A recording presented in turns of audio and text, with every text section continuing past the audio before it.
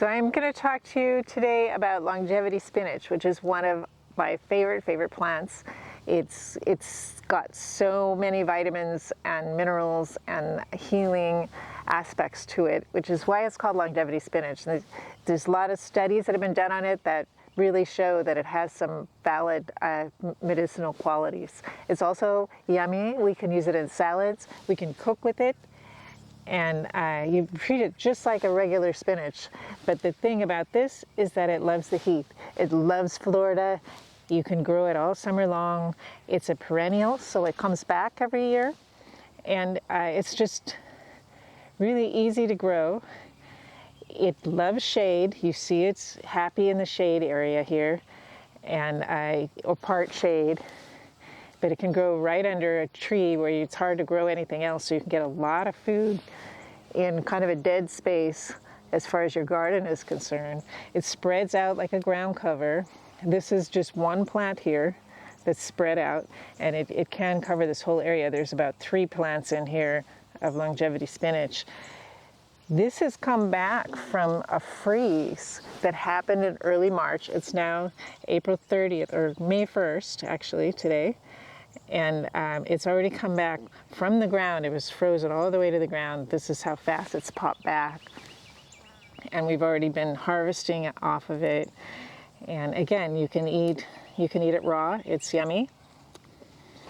And you can put it in salads. It's got a little bit of a bitter taste. When you put it in a salad and put dressing on it, it's delicious. And it tastes really yummy when you cook it too. Good to snack on. You don't have to eat very much of it to get a good benefit.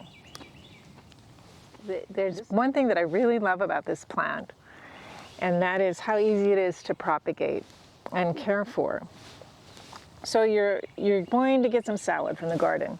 You can cut this off or just break it off, and then take the leaves off of it. Now you have your salad.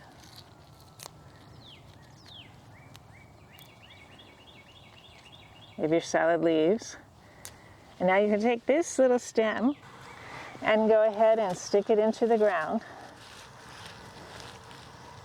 and it will make a new plant. It's that simple. Now it's going to need a little water to get going. If it doesn't get water, it might not make it. But this is a very tough plant, and it literally, you can stick it into any soil, even sand, and it will grow. Now it does love nutrition. You've got to give it some manure or some compost or something to get it to grow like this. But at this point, we gave this some manure to start. It's been here about 3 years. It keeps coming back. And it literally just thrives off of what the trees drop, the oak leaves, and these bushes will help feed it, and that's all it really needs. This is just a real miracle plant for Florida because it takes the heat. Now you can also grow this in your home if you're up north. It does freeze, but if you're up north, you can grow it in your home and get this benefit from this wonderful plant as well. This little plant, again, it's come back about 6 weeks ago from the ground.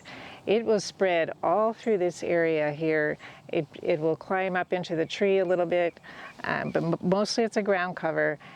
Just one plant can cover a tremendous area if it's in the right environment, and give you tons and tons of nutritious food with very little care or no care. If the plant isn't flourishing where you put it, try it in another spot.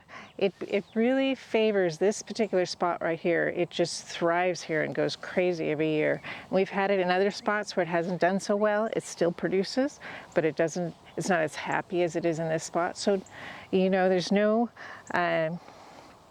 liability to breaking off stems and sticking them in various places and seeing where they do well. This plant does love the shade. It really isn't too happy in the sun usually. So be sure to give it some shade, even if it's just afternoon shade, from noon on or from 2 on. It should be happy.